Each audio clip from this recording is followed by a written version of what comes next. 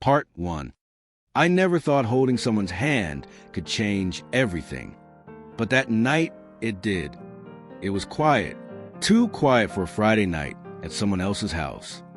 And his dad was supposed to be asleep. My name's Ethan. I was 17. And this is the story of how his dad caught us holding hands.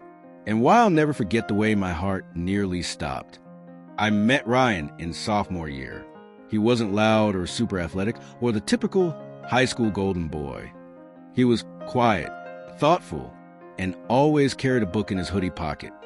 We sat next to each other in English class, and for the first 3 weeks, he barely looked up, but I noticed him, every little thing, the way he bit his lip when he read, the way his hair kept falling into his eyes, the way he never laughed at the teacher's jokes, but smirked like he wanted to.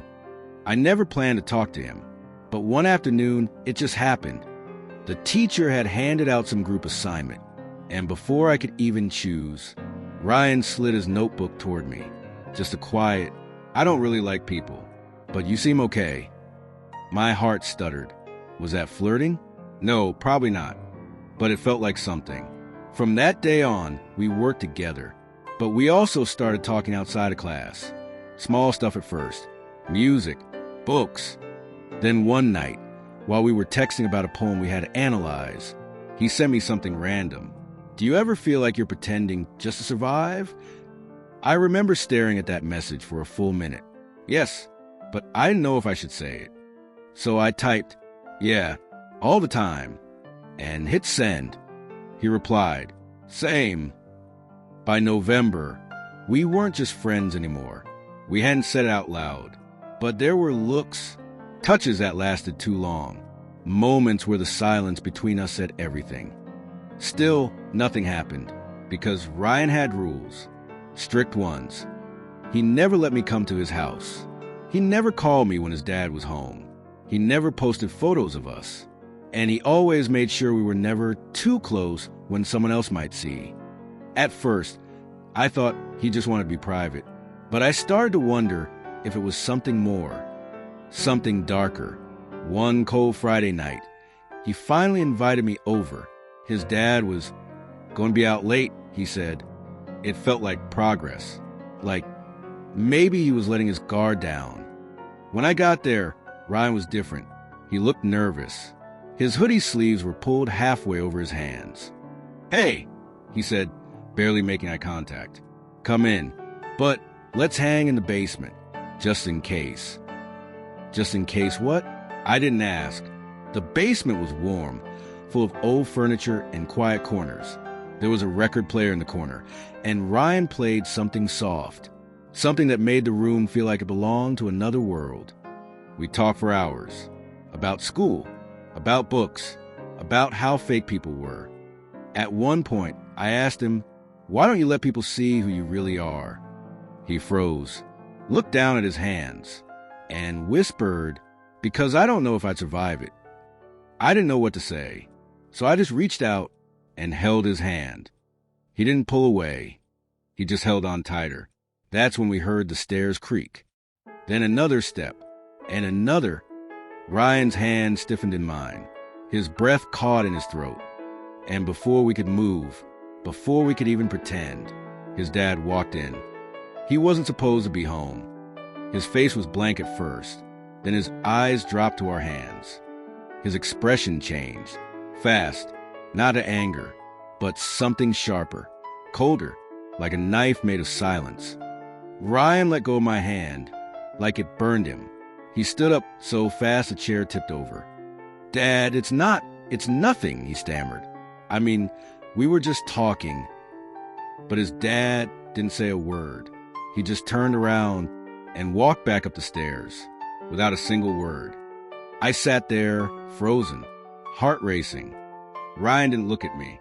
He just whispered, "You need to go." I didn't want to, but something in his voice told me not to argue.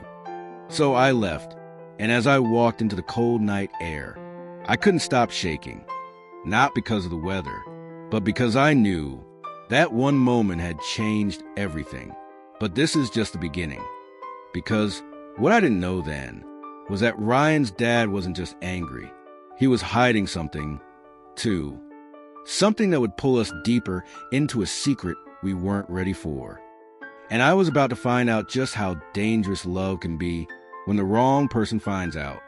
If this moment hit you in the chest like it hit me, then please don't stop here. We're building something real with these stories, and we're almost at 1,000 subscribers. At 1,000, I'm revealing a huge truth I've never shared before, something personal. But I need your help to get there. So, if you felt anything during the story, subscribe, share it with someone who needs to hear it. And let's reach 1,000 together. Because the real story is only just beginning. I didn't sleep that night. Every time I closed my eyes, I saw Ryan's face. The panic, the way he yanked his hand out of mine, the way he said, "You need to go." I kept wondering, was it just fear, or was it regret? Did I mess everything up by holding his hand, or did I just reveal something we had both been hiding too long? The next morning, I texted him. Just one word. "You okay?" No reply. An hour later, I texted again. "Talk to me, please." Still nothing. By noon, I was pacing my room, trying to stop my brain from spiraling. I didn't even know how to feel. I was scared for him, but also deep down hurt. He just shut the door without a word. Like what we had meant nothing. By Sunday afternoon, I couldn't take it anymore. I went to the small park near his house, sat on the old rusted bench where we used to hang out after school, and I waited. At 5:13 p.m., he finally showed up. He didn't sit next to me, just stood a few feet away, arms crossed, hood up, eyes dark and tired. "I can't talk long," he mumbled. "My dad thinks I'm out getting milk." I looked up at him. The silence between us felt heavy, almost hostile, but I forced myself to speak. "What happened that night, Ryan? Why did you push me away?" He looked over his shoulder, then back at me, and for the first time, he didn't look like Ryan. He looked like someone who was trying to disappear. "My dad..." He stopped, swallowed hard, shoved his hands deeper into his pockets. "He's not like your parents," he said. "Not even close." I already knew that. Everyone in town did. Ryan's dad had a reputation. Strict, cold, borderline aggressive when things didn't go his way. But no one ever said out loud, because no one wanted to deal with him. He didn't say anything that night. Ryan went on. "But when you left, he did." "What did he say?" I asked gently.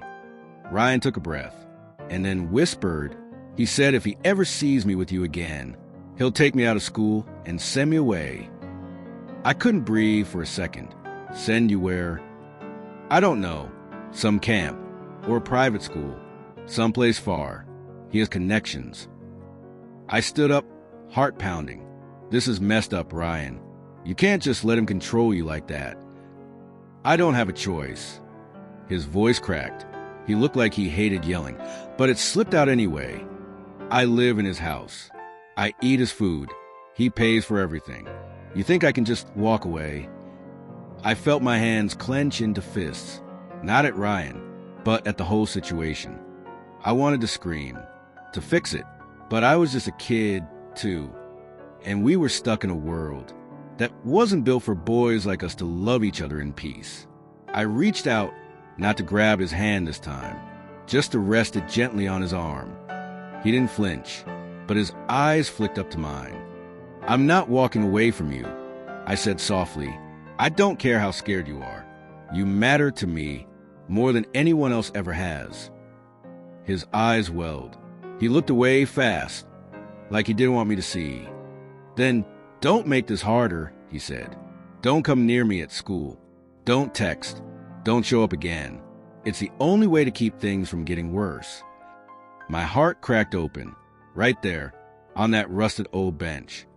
And I realized this wasn't just about fear. It was about survival. He started to walk away, but I called after him. "Ryan, wait." He stopped. I swallowed hard and asked, Do you still want to hold my hand? He didn't turn around, didn't say anything, but I saw his shoulders shake slightly. Then, without a word, he kept walking, and I was left standing there with 1,000 unsaid things, heavy in the air around me. The next few days were torture. At school, Ryan avoided me like a stranger. No eye contact, no nods, no signs that we'd ever shared anything more than notes. People noticed, especially Maddie, my closest friend. She cornered me after lunch one day. "Did something happen between you and Book Boy?" Her voice was soft, but sharp. I shook my head. Too fast. Too obviously lying. Maddie crossed her arms. "Ethan, you're a terrible liar. Spill." So I did. Well, not everything. Just enough to make her eyes widen. "You held hands," she whispered. "Yeah." "And his dad walked in." "Yeah." Maddie was quiet for a second. Then she said the one thing I wasn't ready for. "Maybe it's time people knew." I laughed bitterly. "You think coming out is going to make Ryan's dad chill? You think it'll fix everything?"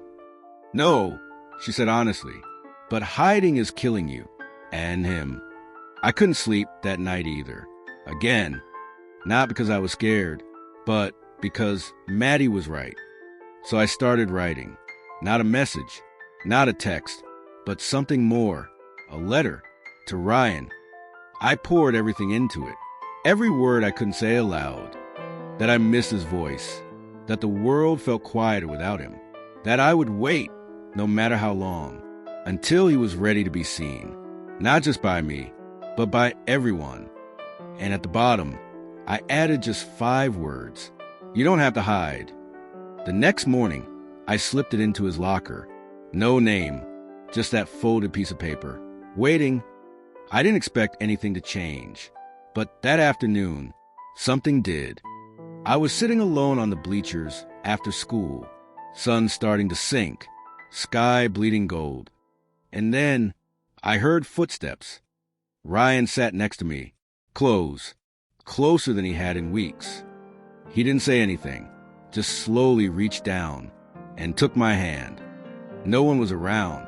But even if they had been, I think he still would have done it. And that small act felt like rebellion, like love, like hope. That moment, his hand in mine again, after all the silence, it was everything. I didn't say anything. Neither did he.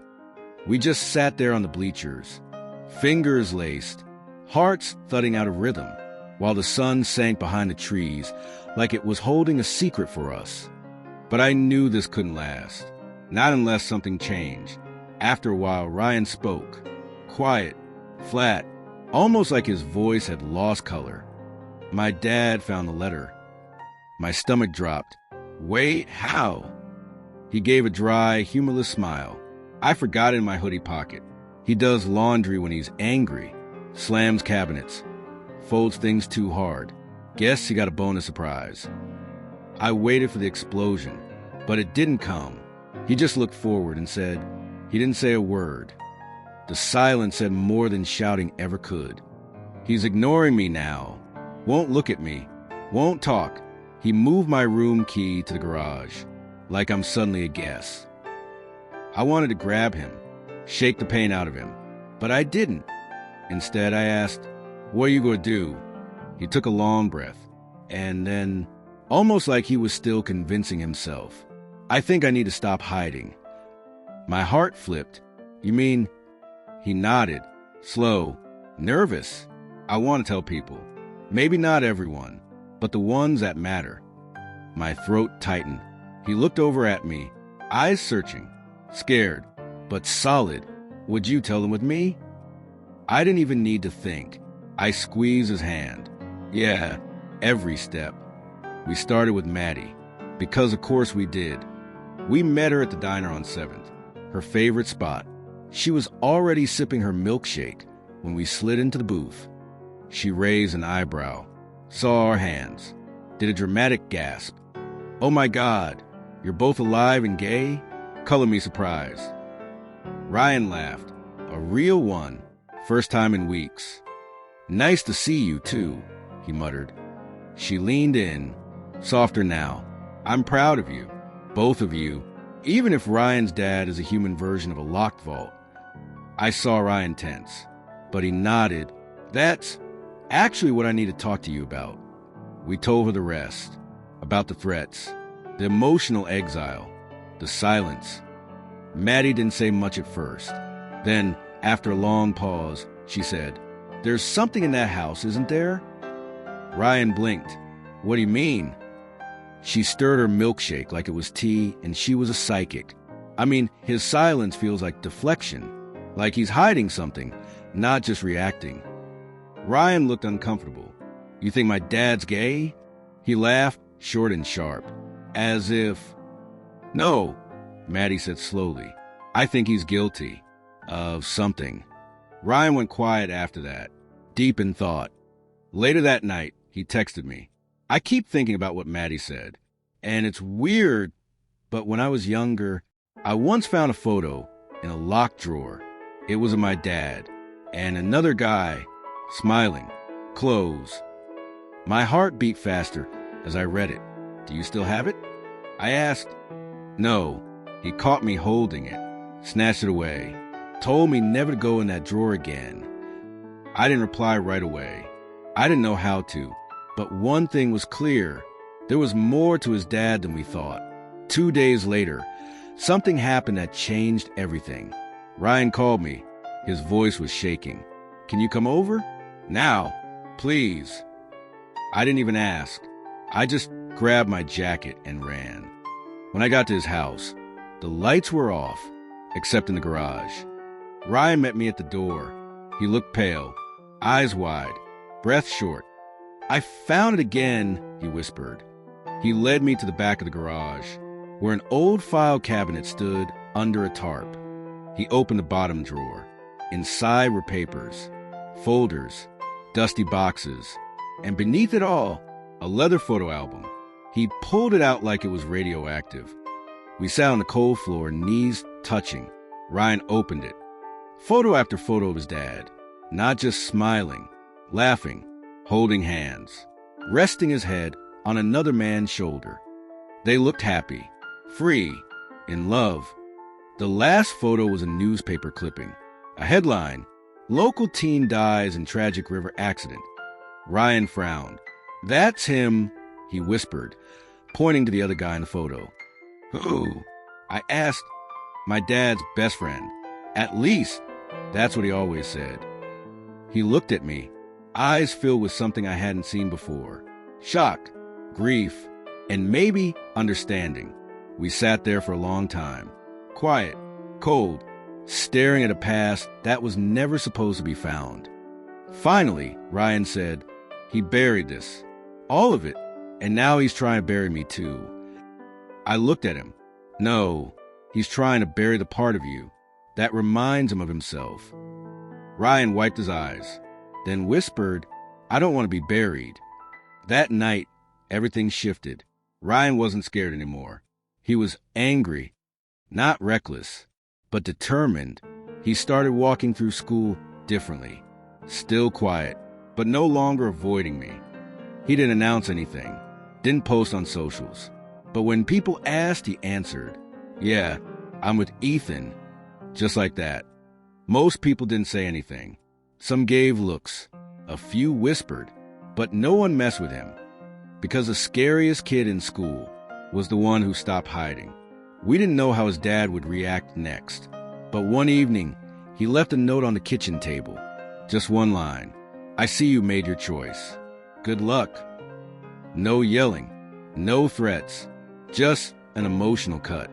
Ryan moved into Maddie's guest room the next day. Temporarily. Just enough space to breathe. To think. To become himself. One layer at a time. And me, I stood by him. Like I promised. Because love isn't just the easy stuff. It's showing up even when the world says you shouldn't. And if Ryan was finally choosing to be seen, then I'd make damn sure he was seen fully. Truly, without shame. But this story is not over yet. Because secrets don't stay buried forever. And what we found in that album was only half the truth. Part 2. I couldn't stop thinking about the photo album or the article at the back. Local teen dies in tragic river accident. The boy beside Ryan's dad. The one he called his best friend. The one with the soft smile and sun-warmed hair. The one who, from the look of every single photo, was something more. We needed answers. And Ryan was the one who said it first. I think my dad was in love with him. He whispered in Maddie's guest room. And I think whatever happened at that river wasn't just an accident. Maddie sat across from us, cross-legged on the carpet. You mean like someone pushed him?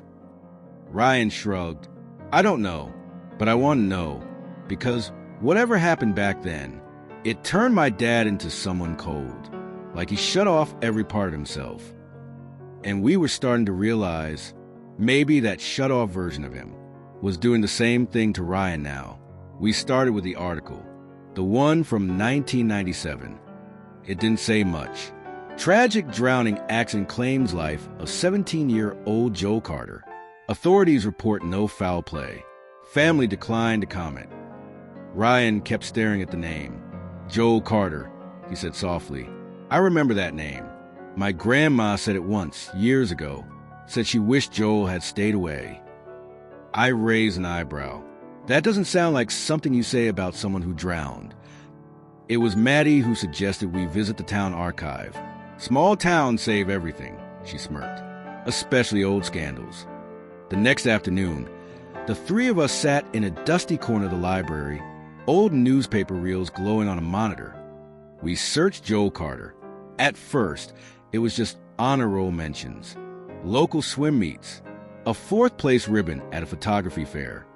Then finally, an op-ed from the fall of 1996. Let the boys be boys, by a local father.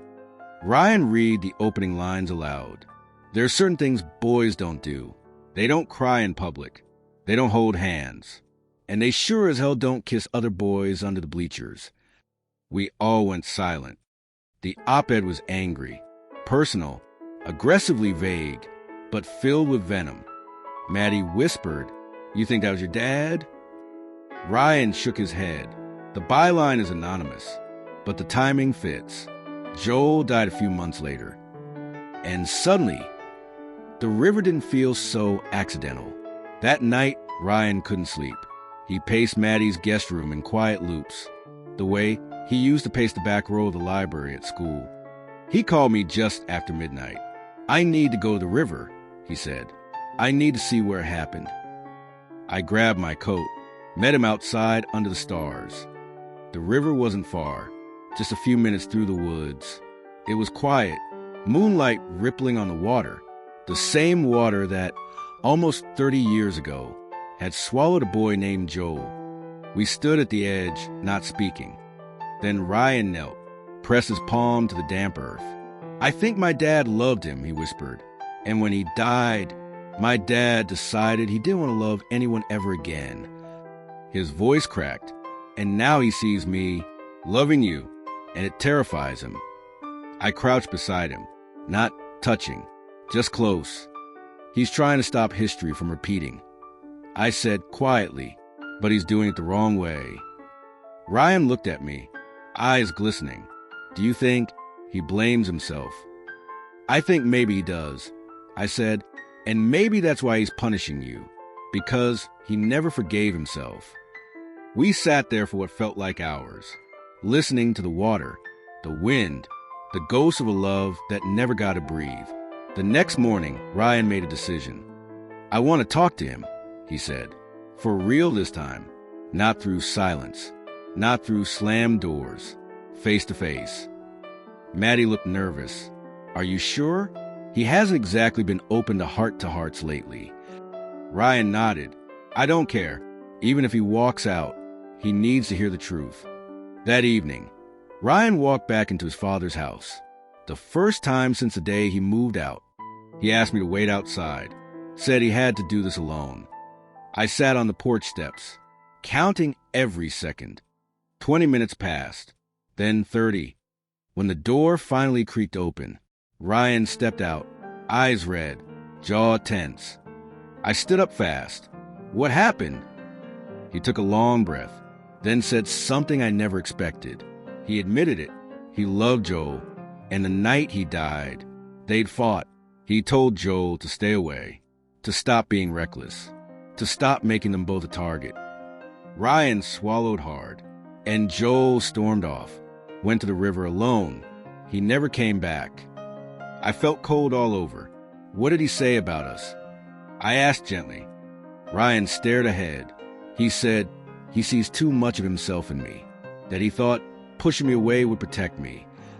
I waited, and now, Ryan turned to me. He told me to go, that he still can't accept it, that he's not ready. But then Ryan's voice softened, but he said he wouldn't stop me anymore. We stood there in silence, and it didn't feel like victory. Not really. It felt like the end of a war. No one wanted to win, but at least we weren't hiding anymore. And later that night, as we sat in Maddie's room under a string of soft yellow lights, Ryan reached over, took my hand, and smiled. A real smile, one that looked like his. "Thank you," he whispered, "for not letting me become him." He didn't look at me the entire drive home. Not once. His hands gripped the wheel like it was the only thing keeping him grounded. I wanted to say something. Anything. But the silence between us was louder than every heartbeat in my chest. I turned my head slightly to him. His jaw was tense. His eyes stayed forward. Not angry, not cold, just distant. "Luke," I whispered. No response. Just a faint hum of the tires on asphalt. I hated how small I sounded, like a kid apologizing for something he didn't understand. "Are you mad at me?" His lip twitched like he was about to say something, but he swallowed it back. "No." That was all I got. A quiet no, with 1,000 unsaid things behind it. When we pulled into his driveway, the porch light was still on. His dad's truck was gone. That made me breathe just a little easier. Luke finally looked at me, but his face was unreadable. "Come inside." Just 2 words. No warmth, but not cold either. Just tired. Inside, the house was quiet. His mom had left a plate of food on the counter, covered with foil. Luke didn't even glance at it. He walked straight to his room. I followed, like a shadow. He sat on the edge of his bed, shoulders hunched, head in his hands. I stood at the door, frozen, not knowing if I should give him space or sit beside him. Finally, I stepped in, closed the door behind me, sat down beside him, and whispered, "I'm sorry for tonight." He didn't look up. "Why are you sorry?" His voice cracked a little. "I didn't mean for it to happen like that. I didn't want to get you in trouble." "You didn't," he cut in. Finally, he looked at me, and there was that thing again, that storm in his eyes. "My dad, he already knew." "What?" "He suspected it for a while. I guess the night just confirmed it." He laughed bitterly. "And of course, it had to happen with you." My heart dropped. "With me? I mean," he rubbed his face. "Not in a bad way. You were the only one I thought I could feel safe with. I didn't think he'd see." I looked down at my hands. "They don't like me, do they?" Luke sighed. "It's not about you. Not really. It's about the version of me they thought I'd be. The one who plays football, dates girls, joins the army like Dad. They don't know what to do with this version of me." He gestured between us. I hated how much that hurt. Not just for me, but for him. "Do you regret it?" I asked. "Us holding hands?" He didn't answer right away, and those few seconds were torture. Then softly, he shook his head. "No, I only regret not doing it sooner." I breathed out, shaky and overwhelmed. "Me too." We sat there in silence for a while, not touching, not speaking, just sitting in the same storm, soaking wet from the same rain. Then Luke leaned over and rested his head on my shoulder, like he needed to, like he finally let himself. "I don't want to lose you because of him," he murmured. "You won't," I whispered. "Not unless you walk away." He didn't move, didn't speak, but I felt in the way he leaned into me, like he was choosing to stay. Then he said something I wasn't ready for, but maybe I needed to hear. I think I like you more than I've ever liked anyone. My throat tightened. Yeah. And then he laughed.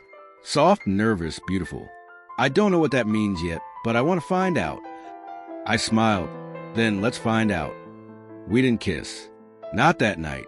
But something about that moment felt even more intimate. Two boys sitting in the quiet wreckage of a moment that could have broken them, but didn't. And somewhere deep inside, I knew this wasn't the end of anything. It was just the beginning. But just as I closed my eyes, Luke's phone buzzed on the dresser. A message from his dad. We need to talk. Tomorrow morning. Be ready. And just like that, the storm wasn't over. It was just circling back. We didn't speak on the drive back from the hiking trail. The silence between us wasn't angry. It was heavy, like something had shifted, but neither of us knew what to do with it. I kept stealing glances at Aiden. He gripped the steering wheel a little tighter than usual. His lips pressed together, eyes locked ahead, like he was trying to run from his own thoughts. We had held hands, not in secret, not in shame, just held them in the open, and his dad had seen it. We pulled into his driveway just as the sun dipped below the rooftops. Aiden didn't turn off the engine. He just sat there, staring at the house like it had grown teeth, like it might swallow him whole. I don't know what to do, he finally whispered. It took me a second to answer, because I didn't either. But I wasn't going to say that. We don't have to do anything yet. I replied, let's just go inside, one step at a time. He nodded slowly, and when we got out of the car, he brushed his hand against mine. It wasn't romantic this time. It was searching, like he needed to make sure I was still real. Inside, the lights were off. His dad's truck was gone. We stepped into the quiet house like it was some sacred place, not daring to breathe too loudly. Aiden sat on the edge of the couch, elbows on his knees, eyes down. Do you think he's gonna tell my mom? He asked. I sat beside him. I don't know. But even if he does, I'm not going anywhere. Aiden looked up at me. Why? That question hurt more than it should have. Why wouldn't I stay? What kind of people had he been around to make him ask that? Because I like you, I said softly but certain. I don't care what your dad saw. I care about you. His eyes went glassy for a moment, but he blinked it away. Then he leaned his head on my shoulder, just for a moment, but long enough to say everything he couldn't out loud. We stayed like that until his mom pulled into the driveway. And suddenly, reality crashed back in. Dinner that night was awkward. His mom chatted about a new client at work. Aiden poked at his food. I tried not to look too nervous every time someone's fork scraped the plate. But every second that passed, I kept waiting for his dad to walk in and say something that would end everything. But he didn't come home. Not that night. Not even the next morning. Aiden told me he had gone to his brother's house for the weekend to cool off, whatever that meant. We didn't talk about what we'd do when he got back. We barely talked at all. Instead, we did other things. Not what you're thinking. We just existed in the same space. He played music, sometimes softly singing under his breath. I lay beside him on his bed, reading a book I wasn't really focused on. It was the most peaceful I had ever felt, but peace never lasts. Monday came. School started again, and with it came the rumors. Someone had seen us hiking. Someone else claimed they saw Aiden's dad speed away from the woods, looking pissed. And suddenly whispers started. People stared in the hallway. Two girls walked past and giggled. A guy from Aiden's basketball team said something under his breath. I felt like I was being hunted, and I wasn't even the one everyone was really watching. That was Aiden. He didn't react, didn't flinch, didn't even look up, until one of the guys, Logan, decided to push it too far. Yo, Aiden, he smirked as we walked by his locker. You and your boyfriend planning any more romantic hikes? My heart dropped. I expected Aiden to ignore it, to walk away, but instead he turned, walked straight up to Logan, and said, quietly but clearly, yeah, we are. and then he grabbed my hand. Right there, in front of everyone. I froze. Everything stopped. The sounds, the people, the buzzing of the hallway. And then, whispers exploded. Some laughed, some stared. A few phones came out. But all I could see was him, Aiden, standing tall, his hand gripping mine. "I'm tired of hiding," he said to me. His voice didn't shake, but his eyes, they were full of something new. Not fear, not regret, hope. That's when I realized he wasn't doing this just for me. He was doing it for himself. And just like that, we were out. But what we didn't know was that someone else had seen it. Someone who wasn't supposed to be at school that day, Aiden's dad, standing at the edge of the parking lot, watching, expression unreadable, just watching. And the moment his eyes met Aiden's, the color drained from Aiden's face. He let go of my hand, not because he wanted to, but because instinct took over. "Get in the car," his dad said. No yelling, no anger, just flat, final. I stood there frozen. Aiden looked at me, and that same look from the woods was back. Pain, fear, love, and then he was gone. Ready for next part? Things are about to unravel fast. Turn on the bell so you don't miss what happens next. And remember, you've made it this far with us. Now, help us cross one more line. We're this close to 1,000 subscribers. And at 1,000, a huge truth will be revealed. Please, share this story with a friend. Let's hit that goal together. We're not done yet. Part 3. I didn't sleep that night. Every time I closed my eyes, I saw the way Mr. Lockwood looked at us. Like we were criminals. Like I'd ruined his son. The silence in my room was unbearable. So I stared at the ceiling and waited for morning. I kept thinking, would he tell Dean to stop seeing me? Would he make him choose? The next morning, my phone buzzed. It was a text from Dean. "Hey, don't panic. I'm okay, but I need time. I'll explain soon." That was it. No, good morning. No, I miss you. Just, I need time. My chest tightened.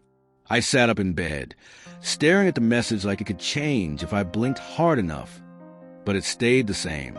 And I didn't hear from him the rest of the day. By sunset, I was a mess. Restless, anxious. I kept replaying the way his hand felt in mine. And then how quickly he let go when his dad walked in. I finally grabbed my hoodie and left the house. I couldn't stay trapped in that silence anymore. I didn't know where I was going, but somehow my feet took me to Dean's neighborhood. I wasn't going to ring the doorbell. I just wanted to be close. I stood across the street, looking at the Lockwoods' porch light. It was on. I imagined Dean inside, maybe pacing his room like I had, maybe staring at his phone, wanting to text me, but scared to. Suddenly, the door opened. I ducked behind a tree, my heart pounding. It wasn't Dean. It was Mr. Lockwood. He stepped onto the porch, phoned his ear. His voice was low but sharp. "I don't care if he's your son. He needs to listen. This is not what we raised him for." I froze. I knew he was talking about Dean, about us. And whoever was on the other end, maybe Mrs. Lockwood, wasn't having it. He continued, "He's still a kid. He doesn't understand the world. He'll thank us one day." I couldn't take it anymore. I walked away, fast. Tears burned my eyes. I wasn't supposed to hear that. But I did, and now I couldn't unhear it.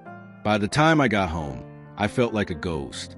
I barely spoke to my mom at dinner, just pushed food around my plate, and nodded when she asked if I was okay. How could I explain any of this? 2 days passed. Still nothing from Dean. No texts. No calls. I was about to break when my phone finally buzzed again. Meet me? The treehouse. Sunset. That treehouse had been our place since we were kids. Hidden deep in the woods behind Dean's old elementary school. We built it in middle school, board by board. Back then, it was just a place to hang out. Now it felt like the last safe space we had. When I got there, the sky was painted orange and pink. Dean was already inside, sitting with his knees pulled to his chest.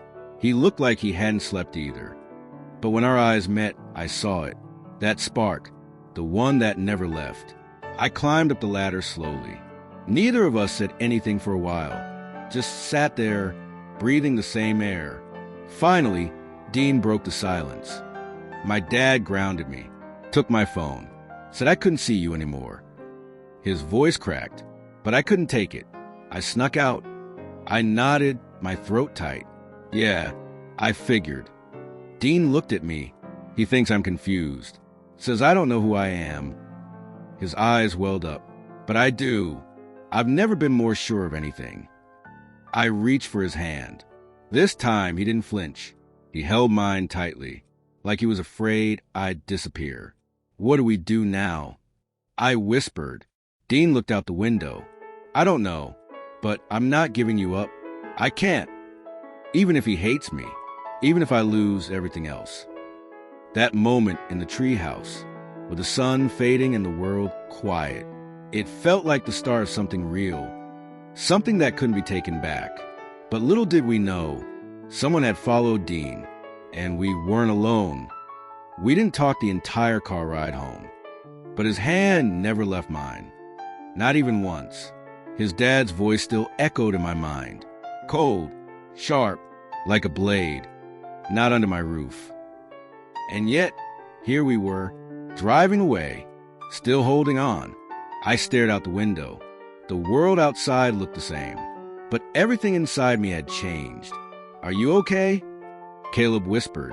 His thumb gently brushed my knuckles. I nodded, but it was a lie. I'm sorry, he said, for everything. I turned to him. His eyes were glistening, not with fear, but with something deeper. Shame and heartbreak. You didn't do anything wrong, I said. You didn't.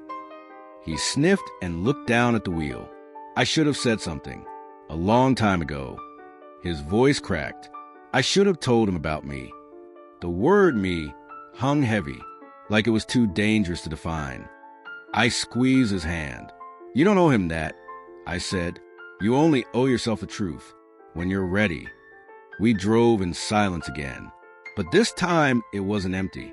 It was full of meaning, of unsaid things. He dropped me off 2 blocks away from my house. Just in case, he whispered. That broke my heart. I'll text you when I get home, he said. But can I see you tomorrow? I smiled. You better. And then I got out. The air was cold, but I was warm, still warm from his touch. That night, I laid in bed staring at the ceiling. Everything was quiet, but my heart was loud. Was this real? Did this really happen? His dad had caught us, and Caleb didn't deny it, didn't pretend. He held my hand tighter, and somehow that mattered more than anything else. The next morning, my phone buzzed. A message from Caleb. Still alive, just grounded forever, LOL. Want to go for a walk? I replied instantly. Yes. Where? The lake. Noon. I'll find a way. I smiled. I had no idea how he'd get out of the house. But if Caleb said he'd find a way, he would. At 11:59, I was already sitting by the lake, the same bench we always went to. And when I looked up, there he was, in his hoodie, backpack slung over his shoulder, smile like a sunrise. He ran to me. We didn't say anything for the first few minutes, just sat there, listening to the wind ripple across the water. Then, softly, he said, he told my mom. I turned to him. How'd she react? He laughed bitterly. She already knew. What? He nodded. She said she's known for years. She was just waiting for me to tell her myself. My heart squeezed. And your dad? His expression darkened. He said, he doesn't want to see me right now. Silence again, the kind that tastes like grief. But I don't care, Caleb said. Suddenly, his voice didn't shake. It didn't crack. He turned toward me. I'm done hiding. I blinked. I want to be with you, he said. Not in secret, not in shadows. Even if that means losing him. My breath hitched. I wasn't ready for that. I didn't expect it. I didn't know what to say, but I started. You love him. He's your dad. Yeah, Caleb said. And I used to love myself too, before I had to start lying. I swallowed hard. And now, I asked. He looked down at the ground. I'm trying, but it's hard. Every time I get close to being myself, he makes me feel like I'm disgusting. But you, he looked up at me. You make me feel normal. I couldn't speak. My chest was too full. I just leaned over and rested my head on his shoulder. We sat like that for what felt like forever, until he whispered. I told him it wasn't a phase. I lifted my head slowly. You did. He nodded. I said it wasn't just a mistake or a crush. I told him your name. My breath caught. And what did he say? He said he wished I'd never met you. My heart shattered, but Caleb just shrugged. And I told him, he continued, that meeting you was the best thing that's ever happened to me. Tears welled up in my eyes. He looked at me, no shame in his face now, only fire and certainty. I'm not letting anyone take that away from me, not even him. And then, right there by the lake, he reached for my hand again. And this time, I didn't flinch. I didn't look over my shoulder. I held it tightly because some things, some love, is worth the risk. I couldn't sleep that night. Not because I was scared of what his dad might do, but because of the way Ethan looked at me before he walked away. He didn't say goodbye, didn't even glance back. It was like I didn't exist. That kind of silence. It hurts more than yelling ever could. I kept staring at the ceiling. Every time I closed my eyes, all I could see was his dad's face, his disappointment, his anger. But worse, Ethan's shame. The next morning, I dragged myself to school. I didn't expect him to talk to me. Honestly, I didn't even expect him to look at me. But when I turned the corner near our lockers, he was standing there, looking like he hadn't slept either. He didn't say anything at first, just stared. I thought maybe he was going to walk past me, like I was air. But then he whispered, "We need to talk." We skipped first period, ended up behind the gym bleachers. No one goes there in the morning. I could barely speak. But Ethan, he looked like he'd been practicing what to say all night. My dad didn't say a word when we got home. He said quietly, he just went to his room, closed the door, and I heard him crying. That stopped me cold. Crying? Ethan's dad didn't seem like the crying type. I thought he'd yell or kick me out or worse. But the silence, it was worse. I swallowed hard. Do you think he hates us now? I asked. Ethan shook his head, eyes glossy. I think he doesn't know what to do with it. With me, with us. We stood there in silence. The kind of silence that isn't empty. It's heavy, full of questions neither of us could answer. And then Ethan reached for my hand again, just like that night. And this time, he didn't let go. I'm not going to pretend anymore, he said. If it means losing him, I don't care. I can't lose you. I wanted to believe him. Every part of me screamed to believe him. But I knew what was coming next. Life wasn't done testing us yet.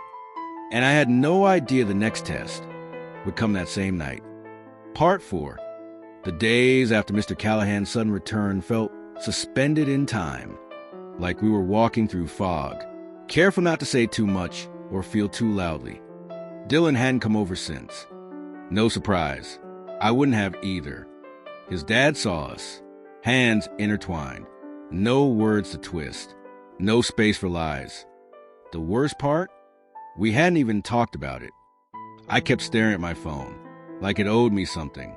A text, anything. Nothing came. Until one night, nearly a week later, my phone buzzed at 1:12 a.m. Dylan, you up? I didn't hesitate. I threw on a hoodie and ran out the door. He was sitting in his car at the end of my driveway, engine running, hands shaking, eyes full of something I couldn't read. I got in without a word. We drove in silence for 10 minutes, out of town, to the lake, the place where everything between us had started. When he parked, he didn't move, didn't even look at me. He just spoke, "Dylan." He didn't say anything for 3 days. Then he told me to pack my stuff. I froze. Me? What?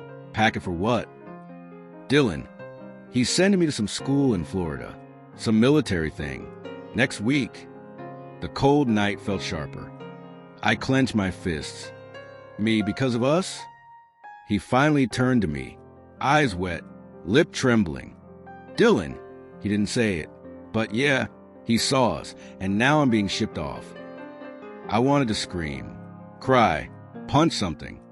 Instead, I whispered, "Me, that's not fair." He nodded, slowly. "Dylan, it's not, but I don't get to decide things in his world." We sat in silence, the moonlight reflecting off the water, both of us afraid to ask the question that was coming. Finally, I spoke. "Me, what happened to us?" He swallowed hard. "Dylan, I don't know. I want there to still be in U.S. But this might be the end." The tears that welled in my chest finally spilled over. He pulled me close, held me like he was afraid to let go. And maybe he was. We sat like that until the sun hinted at morning. When he dropped me back home, he said, "Dylan, I'll try to see you once more. Before I go, if I can." Then he drove off, and my heart cracked like never before. I stood in the dark, knowing this might have been our last night. But something inside me refused to believe it. This story wasn't over. Not yet. He didn't text me all night. Not a single word. After what happened with his dad, I don't blame him. But that didn't stop my chest from feeling like it was caving in.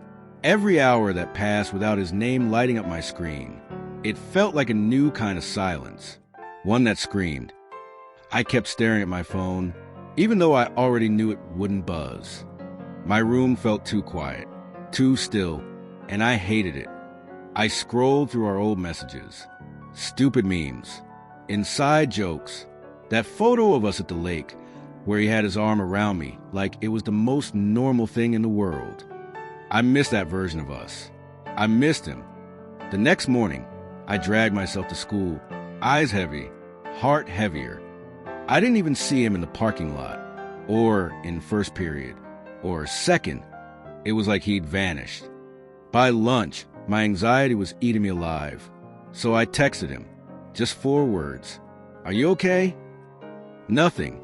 And then, after 5th period, I turned the corner by the science wing and nearly collided with him. Whoa! I stumbled back. He froze. Dark hoodie, eyes tired, mouth tight. Eli, I whispered. He didn't smile, didn't joke, didn't even look around to see if anyone was watching. He just looked hurt. "Why'd you follow me?" he asked. I wasn't, I swear. I was just walking to Cam. He rubbed his forehead, frustrated, conflicted. "I shouldn't have let you hold my hand," he said under his breath. My stomach dropped. "What?" "My dad saw, okay?" He saw, and now he thinks I'm... He cut himself off, eyes darting around the hallway. "Thinks you're what?" I whispered. He didn't answer, just stared at the ground. "I didn't mean to ruin anything," I said. I thought it meant something to you." He finally looked at me, and that look, it wrecked me. "It did," he said softly. "It does." "Then why does this feel like the end?" "I don't know what to do," he whispered. "My dad's been off, like weirdly quiet. I think he's waiting to confront me." I nodded, keeping my voice steady. "Then maybe we take a step back, until things calm down." His eyes snapped up. "No," he said quickly. "I don't want to lose this." "Lose you?" That should have felt good to hear, but it only made things harder. "Then what do you want, Eli?" He glanced around, then grabbed my hand, right there in the hallway, his fingers shaky but sure. "This," he said. "I want this." And in that moment, I didn't care who saw. Not because I was brave, but because he was. For the rest of the day, I kept replaying it. that split second of courage, that quiet rebellion. But I also couldn't ignore the dread sitting in my chest, because if his dad was waiting to explode, it was only a matter of time. That night, I lay in bed, staring at the ceiling, the glow of my phone dim, no new messages, until suddenly, buzz. It was him. Come outside. I'm parked down the block. Heart pounding. I grabbed a hoodie and snuck out. The night was cold, streetlights humming. I spotted his car, idling quietly near the corner. When I opened the passenger door, his eyes looked red, not from tears, from fear. What happened? I asked, sliding in.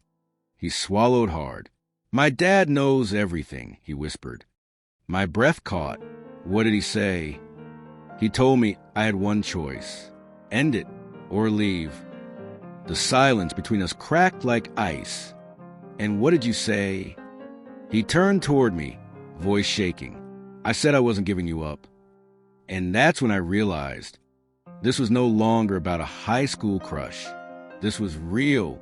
This was war. And we'd just chosen our side. He didn't text me the whole next day. And honestly, I couldn't blame him. I knew what that kind of look from your dad does to a person, especially when it's the kind that cuts deeper than any word could. I walked through the school halls that morning like a ghost, expecting any minute for people to whisper, or worse. But no one knew. No one had seen us holding hands in the car, except his dad. And that was somehow worse. Because knowing he saw and didn't say anything meant he was saying something, loud and clear. I opened my locker and found a note tucked in between the vents. I unfolded it carefully, hoping it was from Jake. It was, "Come to the hill. After 5th, no one will follow you there." My heart jumped. The hill behind the school was kind of our unofficial meeting place when we were kids, back when we pretend we were kings of some secret kingdom. It was the first time in years we were going to meet there again, but the stakes were way higher now. 5th period was unbearable. I don't even remember what class it was, just the ticking clock and my leg bouncing under the desk. When the bell rang, I bolted, not toward the cafeteria, not toward any friend, just the hill. When I got there, Jake was already waiting, hands in his hoodie pocket, face tight, eyes darting.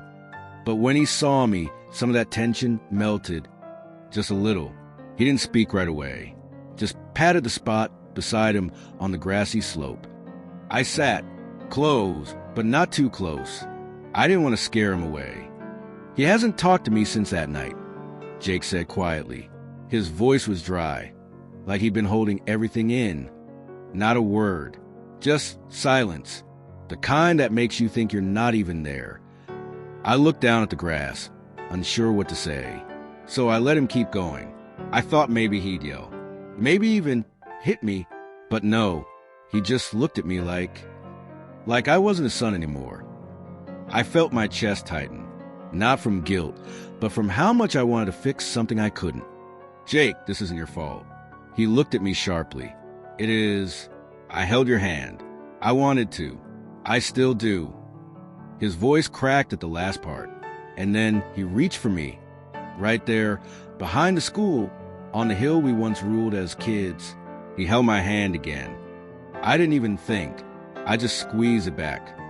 Our palms fit like puzzle pieces that had been waiting too long to find each other. But then Jake pulled away. Quickly. "We can't do this." I blinked. "Why?" "Because I saw what it did to him." "And what about what it's doing to you?" He didn't answer, but he didn't walk away either. We stayed there for a long time, just staring at the sky, not touching, not talking, but not leaving either. And then Jake said something that hit me right in the gut. "I think he's going to send me away." "What?" "To live with my uncle in Vermont." He mentioned it once before, when he thought I was different. Different. That word always sounded like a warning in his voice. "Jake, he can't just..." "He can. He will. If he thinks it'll make me normal again." I wanted to scream, but all I could do was reach for his hand again. This time he didn't let go. As the sun dipped lower and the school emptied out, we stayed there, silently protesting a world that didn't understand us. But even in that stillness, I knew something had shifted. Jake was scared, but not of me, not of us. He was scared of losing the one thing that finally felt right. Me. That night, I couldn't sleep. I stared at my phone. No new texts. Then I heard the ping. My heart raced as I opened the message. Meet me tomorrow. Same place. Please. I didn't reply. I didn't have to. But I didn't know then that someone else had seen us on the hill. And this time, it wasn't his dad. Part 5. We didn't talk the whole drive back. Just the soften of the car, the occasional turn signal clicking, and the air thick with everything unspoken. His dad had barely looked at us since the hospital. He gripped the steering wheel so tightly, his knuckles were white. I glanced at Jake in the back seat. He looked exhausted, broken, and still beautiful. When we finally pulled into their driveway, his dad turned off the engine. Silence. Then, in a low voice that almost sounded tired or defeated, he said, "You boys go inside. I need a minute." I wanted to say thank you, or sorry, or anything. But instead, I just got out of the car, heart pounding, and followed Jake toward the house. Inside, everything looked exactly the same, but it didn't feel the same. Not after what just happened. Jake sat down on the couch slowly, like even that was an effort. I stood there awkwardly, unsure if I should sit, leave, hug him, or disappear. And then he whispered, "Come here." I did. He leaned against me, head resting on my shoulder, and for a long moment we just breathed. Not lovers, not friends, not enemies, just two people trying to survive something they didn't have words for. "I didn't think he'd come," Jake said softly. "Your dad." "Yeah." He exhaled. "After how things ended last time, I didn't think he'd even care." "But he did," I said gently. He nodded against me. "Yeah, that's what scares me." Before I could ask what he meant, the front door creaked open. We both flinched. His dad stepped inside, eyes bloodshot. For the first time, he didn't look angry, just tired and older than before. He looked at Jake, then me, then back to his son. "I owe you both an apology," he said quietly. My throat tightened. Jake sat up straighter, confused. "I thought I was protecting you," his dad continued, "by keeping things strict, harsh, by forcing you to live the life I thought was best." He swallowed. "I see now that I was protecting myself, from my fears, from what people would say, from the truth." Jake didn't move. He just stared. "And then I saw you in that hospital bed," his dad said, "and I realized I might never get another chance to say this. I'm sorry." Jake blinked once, then again, as if the words weren't registering. "I don't care who you love," his dad said. "If he makes you smile, if he brings you back from the darkness, then I'm thankful for him." He looked at me directly, and for the first time, I didn't see judgment in his eyes, just something close to gratitude. Jake broke. He stood up and hugged his dad, something I never thought I'd see. Both of them shook, not out of anger, but something softer, deeper, forgiveness. Later that night, I sat on the porch while Jake showered. The air smelled like pine and memory. His dad walked out and stood beside me, not saying anything at first, just two men staring into the quiet night. Finally, he spoke. "Thank you." I turned to him. "For what?" "For being there, for not giving up on him, even when I did." I didn't know what to say, so I just nodded. Then, out of nowhere, he said, "He told me what you were to him." I froze. "He didn't have to," his dad added. "I could see it, the way he looked at you in that hospital bed. That wasn't confusion. That was love." I looked down at my hands. "He's still figuring things out," I whispered. "Then let him," his dad said. "Just don't walk away when he does." I looked at him again, and for the first time, we weren't enemies. Just Two people who loved the same boy in different ways. When Jake came outside minutes later, freshly showered, he looked between us. Everything okay? I smiled. Yeah, I think so. Jake reached for my hand, this time without fear. His dad saw and didn't flinch. We sat there for a long time, under the stars. 3 people, 1 secret less. But I should have known peace wouldn't last, because later that week, a letter arrived from my parents. And just like that, everything I thought was stable wasn't. I didn't know how to explain what I was feeling. It wasn't just fear anymore. It was the weight of the unknown and the ache of everything left unsaid. We hadn't spoken since his dad caught us. No texts, no calls, no late-night voice notes. Just silence. I kept staring at my phone, refreshing his name in my messages, but nothing came. And slowly, it started to feel like he'd disappeared. But then, on a random Tuesday afternoon, he showed up outside my house. I heard the knock, and I froze. I don't know why, but I knew it was him.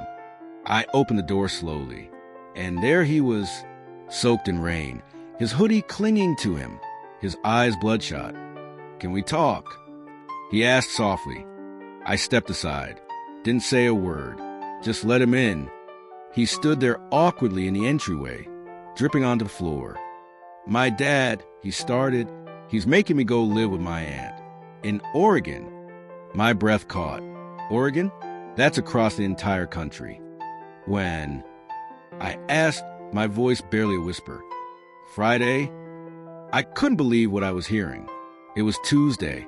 We had less than 3 days. And then he did something I didn't expect. He stepped closer, took my hand, right there in my hallway. "I didn't know how to face you," he said, "but I couldn't leave without telling you the truth." I swallowed hard. My chest was tight. "I love you," he said, "even if my dad hates it." My knees went weak. I had to sit. He sat beside me on the edge of the couch, still holding my hand. It felt like we were finally safe, even if it was temporary. We spent the next few hours talking. No lies, no pretending. He told me everything. How his dad yelled, how he tried to stand up for us, how he failed. "I'm scared," he admitted. "I don't want to leave, but I don't have a choice." I wanted to tell him not to go, to run away, to fight harder. But I couldn't, because I knew the truth. He had no choice. That night, he didn't go home. He stayed over, on the couch, right outside my bedroom door. And even though we were in separate rooms, I felt closer to him than ever before. I didn't sleep much. Every creak of the house, every gust of wind outside, I kept thinking it might be morning already, that the countdown was getting shorter. In the morning, I made us breakfast. We didn't say much, but every glance meant something. The kind of something we both understood, but didn't dare to speak aloud. Later that afternoon, I walked him home. His dad wasn't there, but his bags were already packed. He looked at me, a soft smile breaking through. "I'm glad I came back," he said. I nodded, trying to swallow the knot in my throat. Then he did something I'll never forget. He took a Sharpie and wrote his number on the inside of my palm. "In case you ever feel alone," he whispered. My hand shook as I nodded. I didn't want to cry, but I did. And when he hugged me, tight, trembling, real, I let it all fall apart. And just like that, he was gone. The door closed behind him, and I stood in the silence, holding my palm to my chest, like that number could keep me breathing. But what I didn't know then was that something bigger was coming, something none of us were ready for. He wasn't supposed to be here. Not now, not when we were finally okay. But there he stood, his dad, staring at us from the hallway, like everything made sense, and nothing did. His eyes locked on our hands, intertwined, unashamed, but shaking. I felt James freeze next to me, like a statue, like a little boy again, like someone who still needed his father's approval, even after all this time. Mr. Maddox didn't say a word, just stood there, like he couldn't decide if he was angry or heartbroken, or both. "I'm sorry," James said softly, almost too softly to hear. But I heard it, because it wasn't to his dad. It was to me, because he was about to let go. Of me, of everything. Again. "No," I whispered, grabbing tighter. "Don't do it. Not this time." He didn't look at me, just stared at the floor. "James, please." Mr. Maddox finally spoke, a voice I hadn't heard in weeks. "I gave you space, son. I let you move back in. I let you figure yourself out. But this," his voice cracked, "this is what you choose." James stood, slowly, like he was stepping into a battlefield. And maybe he was. "I didn't choose to fall in love, Dad." He said it clear, unshaken, strong. "But I'm choosing not to lose him again." I blinked. Tears rushed forward, because that was the first time he said it. Out loud. He loved me. "You don't mean that," his dad said. "I do." James's voice was calm, firm, like he'd finally found the truth and wasn't letting it go. And then he turned to me, right there, in the hallway, in front of the man who raised him. "I love you, Theo. I should have said it earlier. I should have fought for you sooner. But I'm here now." I stood up slowly, heart thudding in my chest. "I love you too," I said, every word trembling, but certain. Mr. Maddox looked away, ran a hand over his face. The silence was unbearable. But then something changed. A breath, a sigh, his voice softer now. "I always thought you were different." He paused, and I was right. But different doesn't mean wrong. It felt like the house exhaled, like the walls stopped bracing for impact, like we could breathe again. "I don't understand it all," his dad continued, "but I'm trying." He looked at James, then at me, and I'm not walking away. Not again. James reached for my hand again, this time without hesitation, and his dad didn't flinch. We all stood there in silence, but it wasn't the kind that hurts anymore. It was healing, quiet, real. Later that night, James and I lay in bed. No words, just fingers intertwined, foreheads touching. "He didn't leave," James whispered. "No," I said, barely breathing. "He stayed." "Just like you did," he said. I smiled, because he was right. We both stayed. And somehow, against everything, that made all the difference.